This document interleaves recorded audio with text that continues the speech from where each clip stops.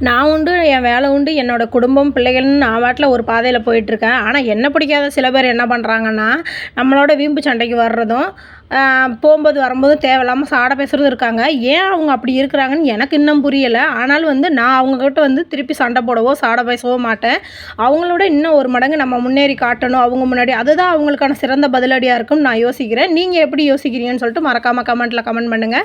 இன்னைக்கு வந்து சுண்டல் குழம்பும் சிம்பிளா வந்து ஒரு கத்திரிக்காய் தேங்காய் போட்டு ஒரு பொரியல் பண்ணலான்னு சொல்லிட்டு ரெடி பண்ணிட்டு இருந்தேன். இன்றைக்கி மாமா வீட்டில் இருக்காரு. அதனால வந்து ஒரே நேரம் சாப்பாடோடு சமைச்சிடலாம் அப்படின்ட்டு சமைச்சிட்டு இருந்தேன். இன்றைக்கி உப்பு தண்ணி வேறு வந்துருச்சு. அதனால் நின்று டீ குடிக்க கூட டைம் இல்லாமல் ஓடிட்டே திரிஞ்சேன்.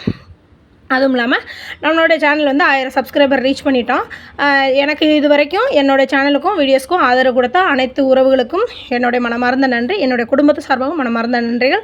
என்னோடய வேலைகளும் காலையில் இன்றைக்கி கடகடன்னு முடிச்சிட்டேன். ஏன்னா வந்து நான் டைமிங் ஃபிக்ஸ் பண்ணி தான் வந்து வேலை செய்வேன். இந்த நேரத்துக்குள்ளே இந்த வேலையை செஞ்சிடணும் அப்படின்னு சொல்லிட்டு எல்லா வேலையும் முடிச்சுட்டு அடுப்பை க்ளீன் பண்ணிட்டு சாப்பாடெலாம் எடுத்து வச்சிட்டேன். நம்மளோட வீடியோஸ் பிடிச்சுன்னா சப்ஸ்கிரைப் பண்ணுங்கள், லைக் பண்ணுங்கள், கமெண்ட் பண்ணுங்கள்.